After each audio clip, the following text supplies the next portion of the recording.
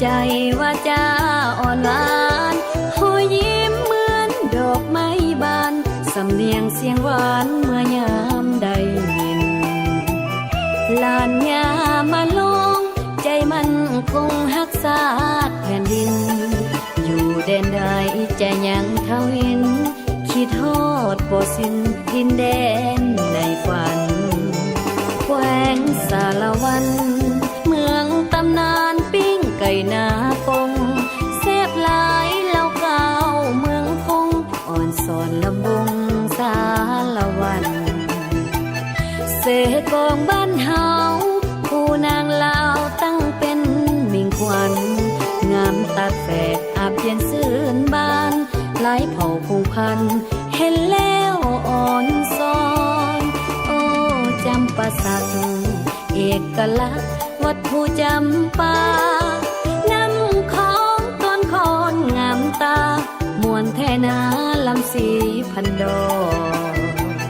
แขวงอัตตปือสมคำลือชื่อเสียงดังกองลาวเดินไปไทยก็ยองพื้นแผ่นดินทองงามมีเสน่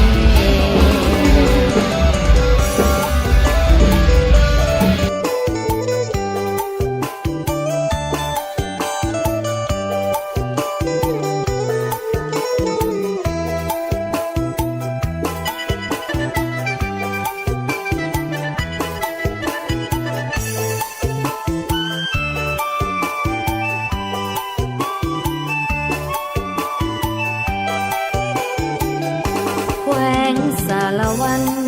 เมืองตำนานปิ้งไก่นาปงแซ่บหลายเล่าข่าวเมืองคงอ่อนสอนลำวงสารวันเสกองบ้านเฮาผู้นางลาวตั้งเป็นมิ่งขวัญ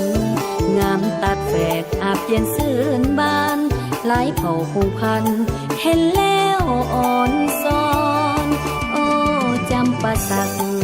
เอกลักษณ์วัดผู้จำปานำของต้นคอนงามตามวนแท่นาลำสีพันดอกแขวงอัตตปือ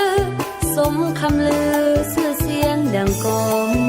ลาวแดนใต้ใครเห็นก็ยองพื้นแผ่นดินทองงามมีเสน่ห์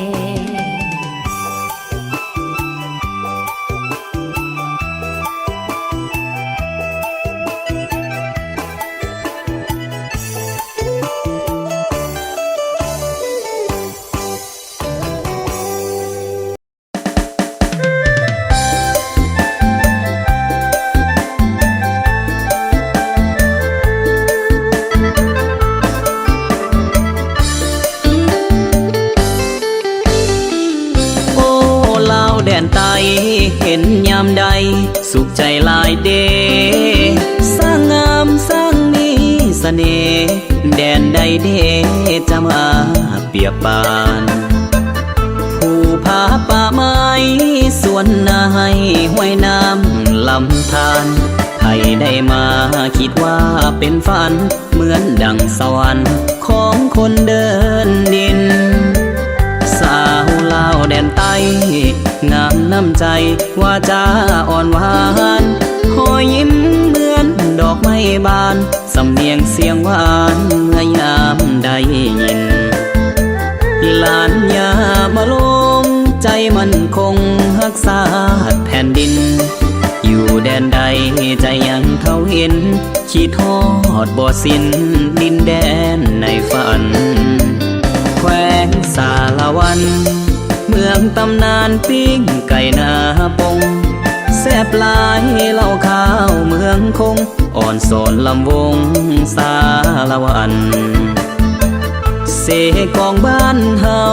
ผู้นางลาวตั้งเป็นมิ่งขวัญงามตัดแฝกอาบเย็นซื่นบานหลายเผ่าพงพันเห็นแล้วอ่อนสอนโอ้จำปาสักเอกลักษณ์วัดผู้จำปานำของต้นคอนงามตามวนแท่นาลำสีพันดอนแขวงอัตต ปือสมคำลือสื่อเสียงดังกองลาวแดนใต้ไผเห็นก็ยองพื้นแผ่นดินทองงามมีเสน่ห์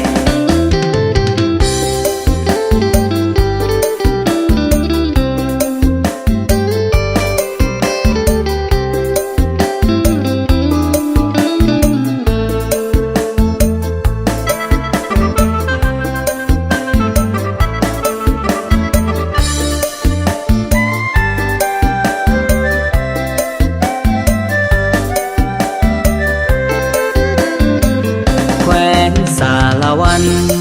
เมืองตำนานปิ้งไก่นาปงแซ่บหลายเหล้าข้าวเมืองคงอ่อนโสนลำวงสารวันเสกองบ้านเฮาผู้นางลาวตั้งเป็นมิ่งขวัญงามตาดแฝกอาบเย็นซื่นบานหลายเผ่าพงพันธุ์เห็นแล้วอ่อนซ้อน โอ้จำปาสักเอกลักษณ์วัดผู้จำปาน้ำคอนต้นคอนงามตามวนแท่นาลำสีพันดอนแขวงอัตตปือสมคำลือสื่อเสียงดังกองลาวแดนใต้ไผเห็นก็ยองพื้นแผ่นดินทอง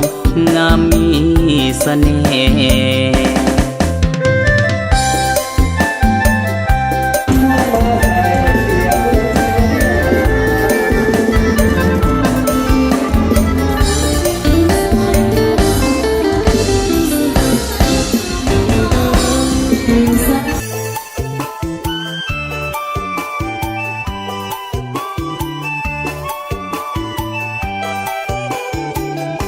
แขวงสารวันเมืองตำนานปิ้งไก่นาปงแซ่บหลายเหล้าข้าวเมืองคงอ่อนสอนลำวงสารวันเสกองบ้านเฮาผู้นางลาวตั้งเป็นมิ่งขวัญงามตัดแฝกอาบเย็นซื่นบานหลายเผ่าผูกพันเห็นแล้วอ่อนซ้อนโอ้จำปาสัก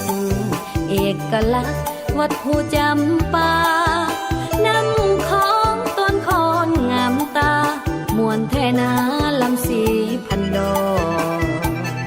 แขวงอัตตปือสมคำลือชื่อเสียงดังกอง